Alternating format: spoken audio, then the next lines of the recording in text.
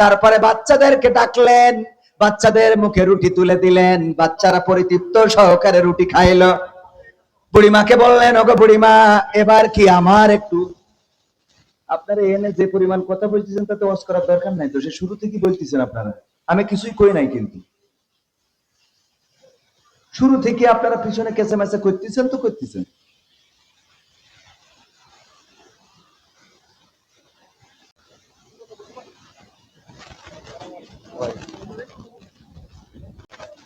আপনারা যেটা বলেন আপনাদের সাথে বলেন, আমার সাথে তো কথা নাই, আমার তো টাইম যেটা আমি ওয়াজ করতেছি, নাকি আমি শেষ করে দেব?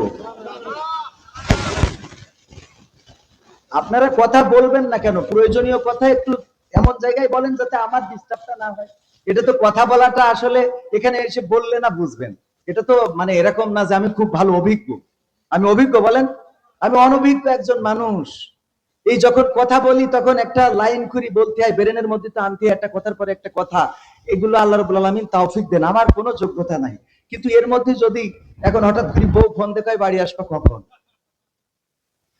তো কি ওয়াজের তেজ মারা হয়ে যাবে না? ঠিক না বে ঠিক?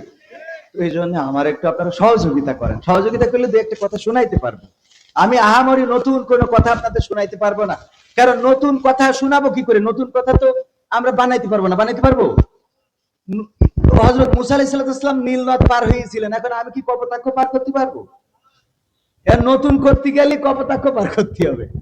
নতুন আজ যে এতদিন ওয়াজ করেছে হুজুররা নীল নদ পার হয়েছিল মুসা আলাইহিস সালাম, আর কবির বিন সামাদ এসে বলি গেল না, ও মাইকেল মধুসূদনের কপোতাক্ষ নদ পার হয়েছে, তাহলে যে ওয়াজটা নতুন হবে, ঠিক কি না? তার মানে ওয়াজ হলো সব পুরাতন, যা বলবো এখানে একটাও নতুন কিছু নাই। 1400 বছর আগে যা করে রেখে গেছে সেইগুলো, খালি এখনকার সাথে একটু মিল করে কইয়ে যাবে। এখন কি হচ্ছে, ইয়া আইয়ুহাল্লাযিনা আমানু কু আনফুসাকুম ওয়া আহলিকুম নার, আল্লাহ এই আয়াতটা বলেছে সেই সময় ওই সিচুয়েশনে বলেছে, কিন্তু এখন এসে আমাদের বলতে হবে যারা ডিজে কুপাচ্ছে ওদের জন্য, ঠিক না বে ঠিক? তো তোর সন্তান তো ধরি নিয়ে যাচ্ছে জাহান্নামের দিকে, এই জন্য এখনকার সাথে একটু মিল করে ওইটা বলে যাও। তো আপনারা কি সহযোগিতা করবেন ইনশাআল্লাহ? আমার কথায় কেউ কষ্ট পাইছেন?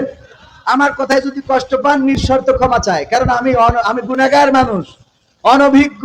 আল্লাহর কাছে মাঝে মাঝে বলি, আল্লাহ তুমি আমারে যা দিচ্ছ এইটার শুকরিয়া আদায় করেই তো শেষ করতে পারবো না, এটার শুকরিয়া আদায় করে শেষ করতে পারবো না যে নিয়ামত তুমি আমারে দিচ্ছ। আর এই যে ওয়াজ করি আপনারা সামনে বসে থাকেন, এখানে ওয়াজ করছি, কালকে যাইতে হবে চাঁপাইনবাবগঞ্জ, পরের দিন রংপুর, নীলফামারী, মানে এই দূর দূরান্তে। আজকের এই ডেটটা আমার ভাইকে বলছিলাম, ওবায়দুল্লাহ ভাই জানেন আমার একটা ডেট ছিল ওই অঞ্চলে, কিন্তু কাটা পড়ে গেছে। তো আমি বললাম তাহলে আপনারা এই জায়গায় ঢুকাই দেন, এটা অসুবিধা নেই। তো এইভাবে ঢুকে চলে আসছি, আলহামদুলিল্লাহ। আল্লাহ তো এইভাবে লিখে রেখেছে, আমি কি করব? হ্যাঁ, মাঝে মাঝে যাই হোক, কষ্ট পেয়েন না বাজান। তাইলে কি বলছিলাম, ওমর রাদিয়াল্লাহু তাআলা আনহু রুটি খাওয়ালেন, মুখে তুলে দিলেন বাচ্চাদের, তারা পরিতৃপ্ত সহকারে খাইলো। খাওয়ার পরে ওমর রাদিয়াল্লাহু তাআলা আনহু বললেন, বুড়িমা এবার আমি বিদায় নিতে চাই। ওই বুড়িমা বললেন, কে তুমি? মুসাফির, তোমার পরিচয়টা তো তুমি দাও নাই, আমি তোমার নিয়ে একটু দোয়া করতে চাই।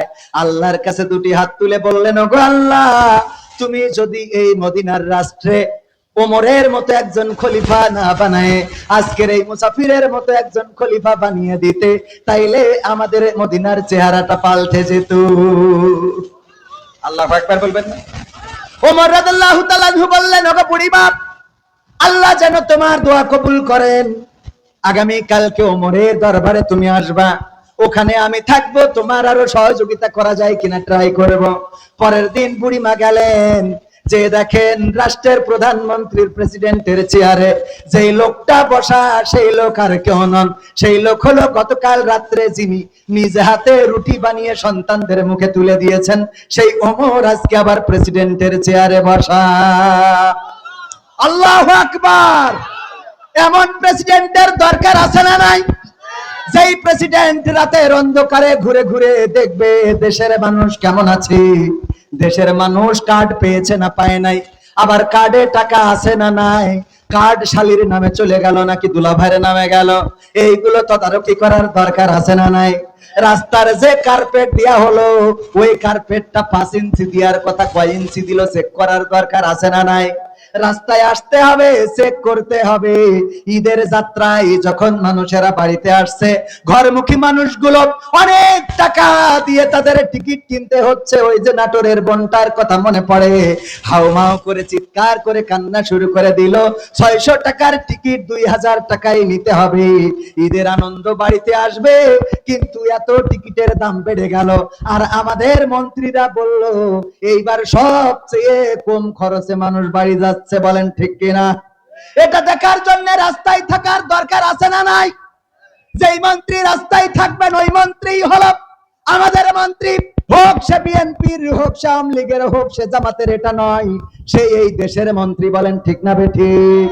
এমন মন্ত্রী দরকার, এমন এমপি দরকার, যে এমপি মন্ত্রীরা রাজপথে সরাসরি নিজেরা থাকবে, থেকে প্রমাণ করবে যে তারেক রহমান এই দেশকে এমন একটা দেশ প্রতিষ্ঠিত করতে চায়, তার বাবা যেমন একটা দেশ গড়তে চেয়েছিলেন তেমন একটা দেশ গড়ে দিতে চান। রাজপথে থাকার দরকার আছে না নাই? আছে না নাই? এখন এই চরিত্রের মানুষগুলো যদি হতে হয়, তাইলে আসতে হবে কিসের কাছে? কোরআনের কাছে আসা লাগবে, আল্লাহর নবী সাল্লাল্লাহু আলাইহি সাল্লামের হাদিসের কাছে আসা লাগবে। এখানে যদি আসতে পারে তবে দেশের চেহারাটা বদলে যাবে, এই জাতির চেহারাটা বদলে যাবে। ডোনাল্ড ট্রাম্প আর ইসরায়েল মিলে হামলা করলো ইরানে, মনে করলো এটা ছোটখাটো ব্যাপার, আমরা ইরানকে শেষ করে দিতে পারবো, কিন্তু না। এখন ডোনাল্ড ট্রাম্প বুঝতে পেরেছে যে কি করে বের হওয়া যায়। নিজেই বলে, ওই যে আমাদের মাহমুদুল হাসান জিহাদি বলতো, একটা কথা বলবো, মাহমুদুল হাসান জিহাদি বলতেছে একজন স্বামী তার স্ত্রীর কাছেই বলছে আমি আর রাস্তায় বেরোতে পারিনি। কেন? বলছে মানুষ খালি আমার সালাম দেয়, এত সালাম দেয় উত্তর দিতে পারিনি। তা বলছে সত্যি? তা বলছে কি বলছো তুমি, রাস্তায় বেরোলি খালি সালাম আর সালাম। তা বলছে চলো তোমার সাথে একদিন যাবো। তো তখন বাইসাইকেলের যুগ ছিল, তো বাইসাইকেলের পিছনে বসিছে, তো বাইসাইকেল চালাই যাচ্ছে, যে লোকের সাথে দেখা হচ্ছে বলছে ওয়ালাইকুম আসসালাম ওয়া রাহমাতুল্লাহ, ভালো বাবা, ভালো আছ? আবার সামনে আরেকজন ওয়ালাইকুম আসসালাম, ভালো বাবা। তো এই যার সাথে দেখা হয় খালি নিজেই ওয়ালাইকুম আসসালাম। বাড়ি এসে স্ত্রী বলছে দেখলে তো কি করে, বলছে সালাম কি উড়া দিলে না তুমি দিয়ে মরলে? কথা কি বোঝা গেছে? সালাম কি ওরা দিলে না তুমি দিলে?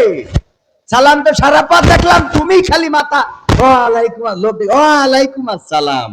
তো ডোনাল্ড ট্রাম্পের সেই অবস্থা, যুদ্ধ থেকে বের হবে খালি শুধু কাই এই হরমুজ প্রণালীতে যদি হামলা করো তাহলে আমরা যুদ্ধ বন্ধ করব না। 24 ঘন্টার আলটিমেটাম দিয়েছে যে এর মধ্যে যদি হরমুজ প্রণালী রাখ ফিরিয়ে দেয় তা যুদ্ধ বন্ধ করবে। ইরান তো বলছে আমরা কোনো আলোচনাই করতে চাই না, চলুক না। কথা কয় না, যুদ্ধ চলবে। যুদ্ধ কি চলবে, চলতে থাকুক, পুরো কল্পনাও করা নাই। এই তাওফিক দিয়েছেন কে? তাদের ইমানি জজবা দেখেন।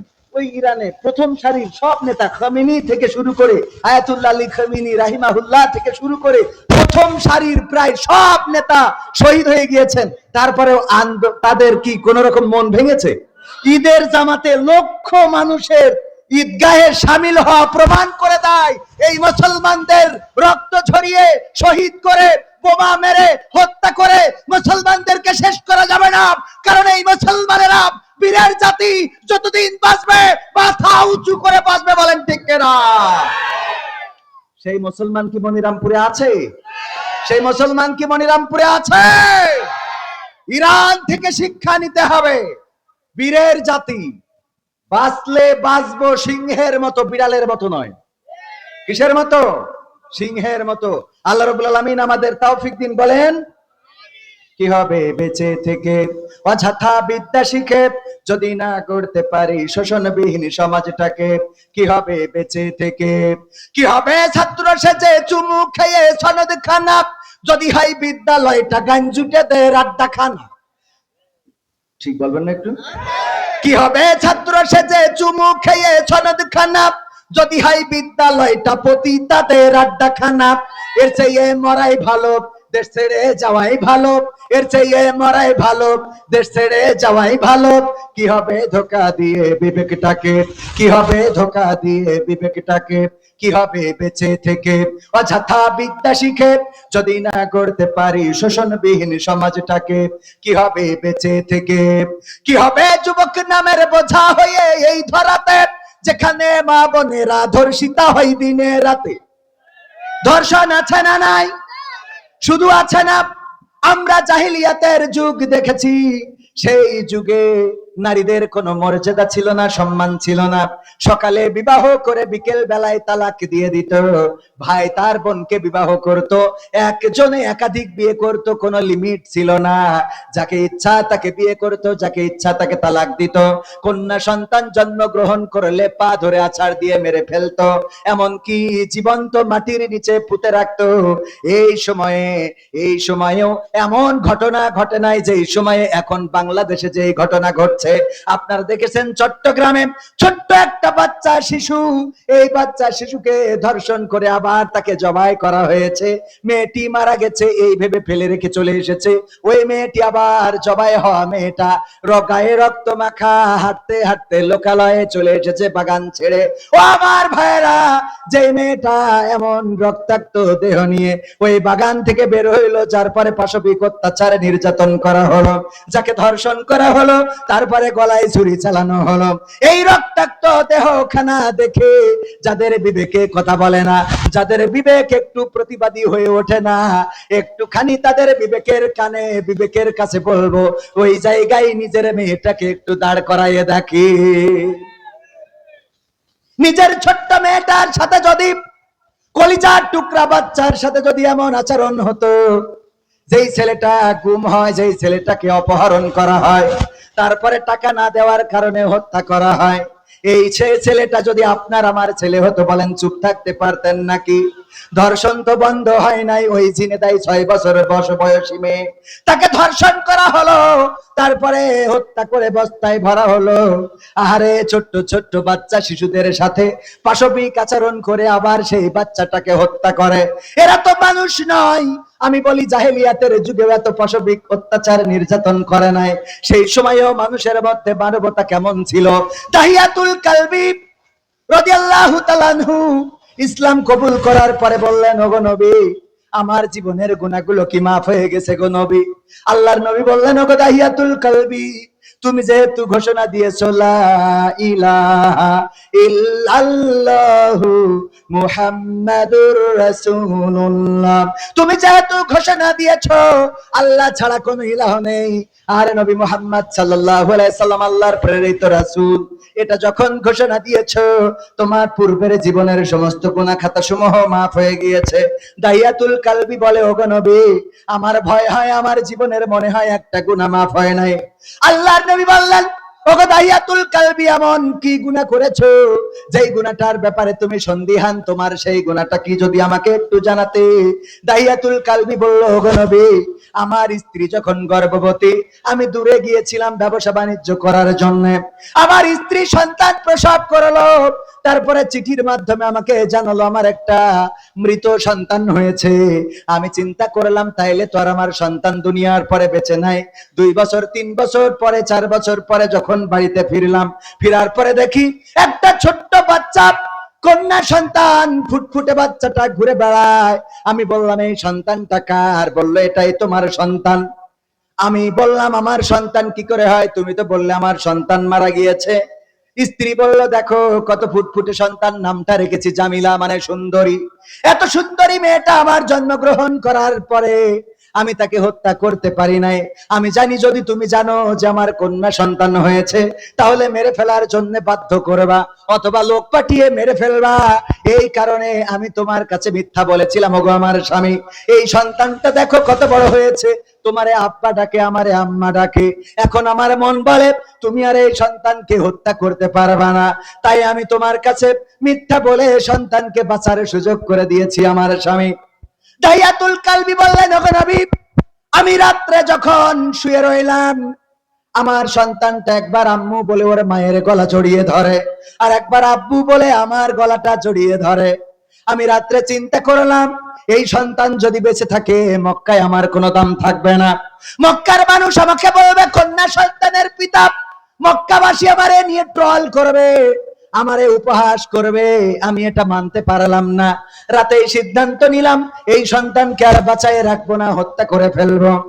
সকালবেলা স্ত্রীকে বললাম, ওগো আমার স্ত্রী সন্তানকে গুছিয়ে দাও। স্ত্রী আমার সরল মনে সন্তানকে গুছিয়ে দিল। তারপরে সন্তানকে নিয়ে রওনা করলাম। আমার সন্তান আমার পিছন পিছন হাঁটে, মাঝে মাঝে মাঝে পাশ পড়ে যায়, পিছনে পড়ে যায়। আব্বু আব্বু আব্বু আব্বু বলে দৌড়ে এসে আমার আবার জড়িয়ে ধরে, আবার পিছনে পড়ে যায়, আবার আব্বু আব্বু বলে জড়িয়ে ধরে আর বলে, বাবা কত দূরের আত্মীয় বাড়িতে আমাকে নিয়ে যান। আমি যখন আমার কাঙ্ক্ষিত লক্ষ্যে কাঙ্ক্ষিত গন্তব্যে পৌঁছে গেলাম, সন্তানকে বললাম যাও খেলাধুলা করো। আমি গর্ত খনন করা শুরু করলাম। আমি যখন গর্ত খনন করি, আমার দাড়িতে ওই মাটি লেগে যায়, বালু লেগে যায়। আমার সন্তান আমার জামিলা আমার কাছে এসে বলে, বাবা তোমার দাড়িতে তো ধুলাবালি লেগে যায়, এত কষ্ট কেন করো গো বাবা? এত কষ্ট করার তো কোনো প্রয়োজন হয় না গো বাবা, এত কষ্ট কিসের জন্য করছো? আমার দাড়ির ধুলাবালু গুলো ঝেড়ে দেয়, আবার খেলতে চলে যায়। আমার যখন গর্ত করা হয়ে গেল, আমি আমার সন্তানকে ডাক দিলাম, মাগো এদিকে আসো। যখন আমার কলেজার টুকরা সন্তান আসলো, ওগো নবী আমার কাছে থাকা রশি দিয়ে হাত পা বাঁধা শুরু করলাম। আমার সন্তান কান্নাকাটি করা শুরু করে দিল, ওগো আব্বা আমাকে কেন হাত পা বাঁধতেছো গো বাবা? কি অপরাধ করেছি এমন যে অপরাধের কারণে আমার হাত পা বেঁধে ফেলো গো বাবা? আমি আমার সন্তানের সেই কান্না শুনলাম না, হাত পা বাঁধা হয়ে গেল, গর্তের মধ্যে নিক্ষেপ করে দিলাম। গর্ত থেকে সন্তান চিৎকার করে বলে, বাবা গো। কতবার মাকে জিজ্ঞাসা করতাম, আমার বাবা কোথায়, কবে আসবে আমার বাবা, কবে আসবে আমার বাবা, বাবার স্নেহ ভালোবাসা কবে পাবো গো মা? আমার মা বলতো, খুব তাড়াতাড়ি তোমার বাবা বাড়ি আসবে। ও গো বাবা, তুমি বাড়িতে আসলে আমি বড্ড খুশি হয়েছিলাম, আমার বাবা এসেছে, আমার অভিভাবক এসেছে। কিন্তু তুমি আজরাইল হয়ে আমার বাড়িতে আসবা, এটা আমি ভাবতে পারি নাই গো বাবা। তুমি আমাকে বাঁচতে দাও, আমাকে মেরো না। ও গো বাবা, তোমাকে বাবা ডাকা যদি আমার অপরাধ হয়, আমি কখনো দুনিয়ার জমিনে তোমাকে বাবার পরিচয় দেব না। তবুও বাবা আমাকে একটু বেঁচে থাকতে দাও। দাইয়াতুল কালবি বললেন, ওগো নবী আমার পাষাণ হৃদয় এতটুকু বলল না, আমার এতটুকু মায়া হইল না। আমি একটা পাথর নিলাম আর আমার মেয়ের বুক লক্ষ্য করে পাথরটা উপর থেকে নিক্ষেপ করে দিলাম। আমার মেয়ের বুকের উপরে পাথরটা পড়লো, আর মেয়ে আমার একটা চিৎকার মেয়ের মুখ থেকে একটা চিৎকার বের হইলো, সেটা হলো আব্বা। এখনো যখন আমি পথে চলি, হঠাৎ করে ওই আওয়াজটা শুনি, আমার মেয়ে যেন বলছে আব্বা। হঠাৎ করে থমকে যায়, আমার মেয়ের আওয়াজটা শুনতে পাই গো নবী। আমার মেয়ে যেন বলছে আব্বা। ওগো আব্বা, কি এমন অপরাধ, কোন অপরাধের কারণে এত বড় পাথর আমার বুকের উপরে নিক্ষেপ করলে গো বাবা? দাইয়াতুল কালবি বলেন, নবী গো, আমি যখন পাথরটা ছুঁড়েছিলাম, আমার মেয়ের বুকের উপরে পাথরটা পড়লো, আর চারিদিকে ওই কূপের চারিদিকে রক্ত ফুটকি দিয়ে বের হয়ে গেল, কূপটা রক্তাক্ত হয়ে গেল। ওগো নবী, এখনো যখন ভাবি আমি নিজেকে সামলাইতে পারি না গো নবী। আমার মন বলে জীবনের সব গুনাহ মাফ হইতে পারে, কিন্তু আমার এই গুনাহটা মাফ হবে না গো নবী। আল্লাহর নবী সাল্লাল্লাহু আলাইহি সাল্লাম এই ঘটনা শুনছিলেন, আর কিতাবে এসেছে বিশ্ব নবীর চোখ থেকে অশ্রু বের হয়ে দাড়ি ভিজে ভিজে টপ টপ করে পড়ছিল। আল্লাহর নবী বললেন, ওগো দাইয়াতুল কালবি, জাহেলি যুগে, আয়ামে জাহিলিয়াতের সময় তোমরা কতটা নিষ্ঠুর ছিলে, কতটা পাষাণ ছিলে, কতটা নির্দয় ছিলে। আল্লাহ রাব্বুল আলামিন দয়া করে তোমাদের জন্য নবী পাঠিয়েছেন, আর তোমাদের জন্য কিতাব নাজিল করেছেন, তোমাদের পথের দিশা দিয়েছেন, তোমাদের মধ্যে নারীদের সম্মান দিয়েছেন, আর তোমাদেরকে জান্নাতে যাওয়ার রাস্তা বলে দিয়েছেন। ও আমার ভাইয়েরা, সেই জাহিলিয়াতের যুগেও এমন কোন ঘটনা ঘটে নাই যে ছোট্ট বাচ্চা শিশুকে ধর্ষণ করেছে, তারপরে তার গলায় ছুরি চালিয়েছে, অথবা গলা টিপে হত্যা করেছে, বাস্তাবন্দি করেছে, কিংবা লাশটা টুকরা টুকরা করেছে। আর আজকে আমরা এমন জামানায় পৌঁছে গিয়েছি, যেই জামানায় এই ছোট্ট বাচ্চা শিশুটারে তার সাথে পাশবিক আচরণ করার পাশাপাশি আবার তাকে হত্যা করে ফেলি। বলেন দেখি, আমরা কি আইয়ামে জাহিলিয়াতের যুগের থেকে কি খারাপ না ভালো? খারাপ না ভালো? আহা, ওগো আমার ভাইরা, আমার মা বোনেরা, কলিজার টুকরা মায়েরা আমার, বোনেরাই আমার, ইসলাম কত সম্মান দিল বুঝলেন না? বুরকা পরেন, কত সুন্দর দেখা যায়, শুধুমাত্র চোখটা দেখে চেহারা ভালো না, তার প্রেমেও লিপ্ত হয়ে যায়। সেদিন চেহারা দেখে, দেখি বলে আল্লাহ কি করলাম করলাম রে, এরকম আছে না নাই? শুধু চোখ দেখেই প্রেমে পড়ে যায়। তোমার হরিণ টানা দুটা চোখ অনেক ভালো লাগে, ঠিক তো? অনেক ভালো লাগে তোমার চোখ, বোরকা পরলে কত সুন্দর দেখা যায়। আর এখন উঠিছে এটারে কি বলে, প্লাজো নাকি? প্লাজো, হ্যাঁ, আগে বলতে কি আলিগড়, সে আলিগড় ফিরাই এনেছে। এগুলো সুন্দর দেখা যায় না, যে পোশাক গুলো পরছেন সুন্দর দেখা যায় না, বরং বোরকা পরে দেখেন, আপনাকে সম্মান করবে মানুষ, ইজ্জত করবে মানুষ, বলেন ঠিক না বেঠিক? আমার মা বোনেরা, আল্লাহ বললেন আল-ইয়াওমা নাখতিমু আলা আফওয়াহিহিম ওয়া তুকাল্লিমুনা, আল্লাহ বললেন ওয়াকরনা ফি বুয়ুতিকুন্না ওয়ালা তাবাররাজনা তাবাররুজাল জাহিলিয়াতিল উলা, ওগো নারীরা পর্দার মধ্যে থাকো, জাহিলি যুগের মেয়েদের মতো সাজুগুজু করে নিজেদেরকে প্রদর্শন করে বেড়ায়ও না। আর আমার মা বোনেরা, এখন আমি প্রায়ই বলে থাকি, আমার ধরেন পিকনিকে নিয়ে গেছে, আমার ভাইজানের নাম কি, আমার নাজমুল ভাই, নাজমুল ভাই বললো যে ঝাপা পাওয়ারে একদিন পিকনিকে নিয়ে যাব, কই ভাই আপনি এসেন। তো আমি তো আসলি তার একজন সাথে নিয়ে আসি না, আরো সঙ্গী আমাদের লাবিব এসেছে, ইউনুস এসেছে, তারপরে আবু বাইদা এসেছে, আমি 5-7 জন করে, এরকম 4-5 জন করে নিয়ে আসি, ঠিক কিনা? তো উনি চিন্তা করলো দাওয়াত দিছি কবির ভাইয়ের একা, ওর নিঃসন্দেহে 4-5 জন আসবে না, তো এই জন্য লোক বেশি হয়ে যাবে না, কিছু ভাতের ব্যবস্থা করি আর কিছু মুড়ির ব্যবস্থা করি, কিছু ভাতের ব্যবস্থা আর কিছু মুড়ির ব্যবস্থা। যারা ভাত খাবে ওদের মুড়ি দেব না, যারা মুড়ি খাবে তাদের ভাত দেব না। আমার কাছে জিজ্ঞেস করছে ভাই আপনি কি খাবেন, লোক বেশি হয়ে গেছে, বলছে কি খাবেন, আমি বললাম মুড়ি খেয়ে তারপর ভাত খাবো। আমার মা বোনেরা সেই কাজটাই করছেন। আল্লাহ বললেন ওয়াকরনা ফি বুয়ুতিকুন্না ওয়ালা তাবাররাজনা তাবাররুজাল জাহিলিয়াতিল উলা, ওগো নারীরা পর্দার মধ্যে থাকো, জাহিলি যুগের মেয়েদের মতো সাজুগুজু করে নিজেদেরকে দেখায় বেড়ায়ও না। আর আমার মা বোনেরা বলল আল্লাহ আমরা আমরা সাজুগুজুও করব আর বুরকাও পরবো, আগে সাজুগুজু করে নেব, তারপরে ঝাপা বাউড়ে চটপটি খাওয়ার সময় বুরকা খুলবো। কথা কয় না? আবার যখন বাড়িতে আসবো তখন আবার বুরকা পরে আসবো রে। গ্রামের লোক দেখি বলবে তাপসী রাবিয়া, দেখো কত সুন্দর অমুকের মেয়েটা, এত যদি তাপসী রাবিয়া হয় তাইলে ঝাপা বাউড়ের ওই বেরেল গুলো ডুবে যায় কাগের ভারে। কথা কয় না? এত তাপসী রাবিয়া, তা গদ খালি উরা কারা, কই থেকে আসে উরা? ঠিক না বে ঠিক? সত্য বলছি না মিথ্যা বলছি? এই জন্য মা বোনের আমার একটু টিস্যু মিটু দেন, মাঝে মাঝে এগুলো একটু রাখতে হয় রে বাবা, এটা কি করে। হ্যাঁ, সবাই একটু জিকির করেন লা ইলাহা লা ইলাহা। আর আর একটু সময় কি সামনে আগাবো, আর আর অল্প সময় ইনশাআল্লাহ।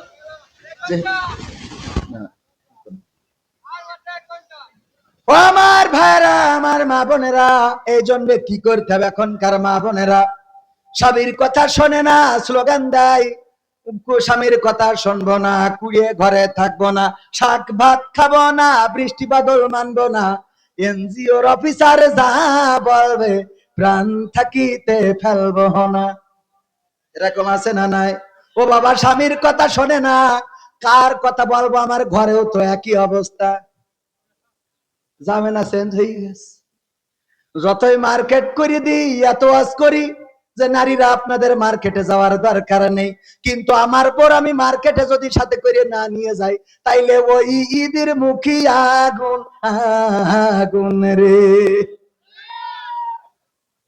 এই ইউটিউবাররা তোরা ভালো করে এটা কাটিং করে বাদ দে ফেলিস, তা না হলে বলে এইটা নিয়ে আবার আর এক আগুন হইবে না। এগুলো সত্য না মিথ্যা? যতই বলি, আমার মাঝে মাঝে অনেকেই বলে হুজুর আপনি যে এত টাকা নেন, 5 কোটি টাকা নেন, বলেন দেখি এইগুলো কি জায়েজ আছে নাকি ইসলামে? আমি বললাম বাবারে, আমার গ্রাম আমার ইউনিয়নের যে অবস্থা, এই অবস্থা বাদ দিয়ে আমি মনিরামপুরি যাই, মানুষ ঠিক করে কথা কয়। আল্লাহ তো ওয়াজ করার জন্য আগে ধরবে না, আল্লাহ তো টাকা নেওয়ার জন্য আগে ধরবে না, আগে ধরবে যে তোর বাড়ি ঠিক ছিল না, তোর পাড়া ঠিক ছিল না, তোর গ্রাম ঠিক ছিল না, তুই মনিরামপুরি যাইয়ে ডিজে বন্ধ করিস কের জন্য? কথা কয় না। এই সত্য বলছি না মিথ্যা বলছি? আমার গ্রামে ডিজে বাজতেছে বন্ধ করার ক্ষমতা মনিরামপুরে এসে খুব এর জন্য আমার ধরবে না? ধরবে না। তো যেহেতু ধরা খাবো সেহেতু টাকা দেওয়া তো এদিকটা সামলাইনি, তারপরে ওদিকে যা হয় সে পরে যা হয়, কারণ টাকাও দিবা না, আবার সে বউ তো রাখা লাগবে। শীতের রাত সব মাহফিল করে চলে যায়। কালকে একটা ঈদের দিন তাও গেছি লাউজানি মাহফিল করে। হ্যাঁ লাউজানি লাউজানি কাল একটা ঈদের দিন, ঈদের দিন একটু বউ চাই যে যতই হুজুরির বউ হোক ওগুলো তো একটু পাকনা মেলতে ইচ্ছে করে, ঠিক না বেঠিক? একটু তুম পাশে আয়ে কেউ মুস্কুরায় একটু শুনাইতে হবে, হাত ধরে একটু মানে হাঁটতে হবে। এগুলো তো, এটা তো বাস্তবতা। আমি এই জন্য বিশ্ব নবী সাল্লাল্লাহু আলাইহি সাল্লাম এগুলো তো শিখিয়েছেন। বিশ্ব নবী আম্মা আয়েশা রাদিয়াল্লাহু তাআলা আনহাকে বললেন চলো একটু দৌড় প্রতিযোগিতা করি, দেখা যাক কে জেতে। দৌড়াইছে, ফার্স্ট হয়েছে কে? আম্মা আয়েশা রাদিয়াল্লাহু তাআলা আনহা। বললেন যে আল্লাহর নবী আমি কিন্তু জিতে গেছি। বিশ্ব নবী বললেন ঠিক আছে, অসুবিধা নেই। আবার আরেকদিন বললেন চলো আজকে চাঁদনি রাত, চলো একটু যেয়ে দৌড়াই। যখন চাঁদনি রাতে আবার দৌড় দিয়েছে, আম্মা আয়েশা রাদিয়াল্লাহু তাআলা আনহা তখন একটু মোটা হয়ে গিয়েছিলেন, ফ্যাট হয়ে গিয়েছিলেন। আল্লাহর নবীর স্ত্রী ওই দিন আর বিশ্ব নবী সাল্লাল্লাহু আলাইহি সাল্লামের সাথে দৌড়ায় পারেন নাই। পিছনে যখন পৌঁছাইছে, যে মাথা নিচু করে দাঁড়িয়ে আছে, আল্লাহর নবী বললেন আয়েশা মন খারাপ? কইলো আমি ফেল করলাম। কইলো ফেল করো নাই তো, আগের দিন যে গোলটা দিছিল আজকে শোধ করে দিলাম। সুবহানাল্লাহ বলবেন না? এটা ছিল বিশ্ব নবী সাল্লাল্লাহু আলাইহি সাল্লামের আদর্শ। স্ত্রীদেরকে আনন্দ দিতেন, স্ত্রীদের বিনোদন দিতেন, মাঝে মাঝে হাসির কথা বলতেন, মাঝে মাঝে তাদের সাথে খাবার ভাগ করে খাইতেন। আল্লাহ নবী সাল্লাল্লাহু আলাইহি সাল্লাম আম্মা আয়েশা রাদিয়াল্লাহু তাআলা আনহা গ্লাসে পানি পান করে যেই জায়গায় মুখ লাগায় পান করতেন, বিশ্ব নবী সেই জায়গায় মুখ লাগায় পান করতেন। যেই হাড়টা চিবায় রেখে দিতেন, আল্লাহ নবী নিয়ে আবার ওই হাড়টা চিবানো শুরু করতেন। সুবহানাল্লাহ। মহব্বতের জন্য। কিসের জন্য? মহাব্বতের জন্য। আল্লাহ নবী বললেন এতে মহাব্বত পয়দা হয়, এতে ভালোবাসা বৃদ্ধি হয়। আর এখন আমাদের তো কি এর স্বামী স্ত্রী যতটুকু সময় বাড়িতে থাকি ও এদিকে ফিরে ফোন দেখে আর আমি এদিক ফিরে ফোন দেখি। বাস্তবতা না ভুল বলছি? ঠিক না বে ঠিক? এগুলো করা যাবে না। এই জন্য তো দাম্পত্য কলহ বাড়ছে, পরকীয়া বাড়ছে। আপনাকে গান গাওয়া শিখতে হবে। তোমায় দেখলে মনে হয় হাজার বছর তোমার সাথে ছিল পরিচয়, ও বউ ছিল পরিচয়। এটা বললে বউ তো আরে ভয় তো শাহরুখ খান। ওই এটা বাদ দিয়ে তুই আরেকজনের সাথে পরকীয়া করবে? কথা কয় না। তুমি তো ভালো করেই কোনোদিন কথা বলো না, মাঝে মাঝে তো তারে দেখি বলবা তোমার চুলের দিকে তাকালে মনে হয় কপোতাক্ষের কেউটো গুলো মাথা।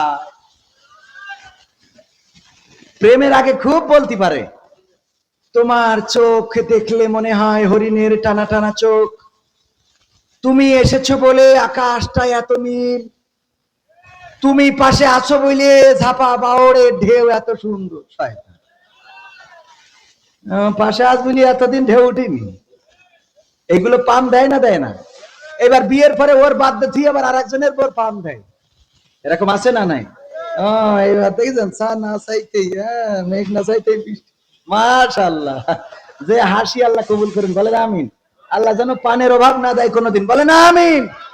আলহামদুলিল্লাহ। আমি আবার ওদের মাঝখানে চা খাওয়া হয় না, তো আমার ভাইজান দিদি আমার জন্য দিয়েছেন, আমি খুশি হয়েছি। নেন আলহামদুলিল্লাহ, সবাইকে দেন। তাহলে আর একটু সময় কি সামনে যাব? স্ত্রীদের সাথে কেমন আচরণ করতে হবে? রোমান্টিক পূর্ণ আচরণ করবেন। এটা বিশ্বনবীর সুন্নাহ, বলেন সুবহানাল্লাহ। এটা বিশ্বনবীর সুন্নাহ। আল্লাহ নবী সাল্লাল্লাহু আলাইহি সাল্লাম বলেছেন যে স্ত্রীদের শুকরিয়া করে না সে আল্লাহর শুকরিয়া আদায় করে না। স্ত্রী আল্লাহ রাব্বুল আলামিন, সেদিনও পড়ছিলাম এই ইতিকাফে বসে, কোরআনের সূরা বাকারাই রয়েছে, স্ত্রীদের তোমাদের খেত স্বরূপ করে দিয়েছি, তোমরা যেভাবে ইচ্ছা তাদের মাঝে গমন করো, প্রবেশ করো। তো এই সুন্দর স্ত্রী পাইলেন, সেইগুলো বাদ দিয়ে আবার ওই মকসেদের বোর সাথে ভাবি আপনার দেখলি না আমার পানি কিসে লাগে, পানি ফিরে লাগে। স্ত্রীকে মাঝে মাঝে দেখি কমেন, আমি মাঝে মাঝে আমার স্ত্রীকে বলি বেগুন রান্না করলি কই, তুমি বেগুন রান্নলি মনে হয় হরিণীর গোশ রান্না করেছো। হ্যাঁ, কারণ হরিণের গোশ কেমনে রান্না করে এটা তো জানিই না, ওই বলে দিয়ে আর কি। ভালো লাগে, স্বাদও লাগে, আলহামদুলিল্লাহ। তো এই জন্য এগুলো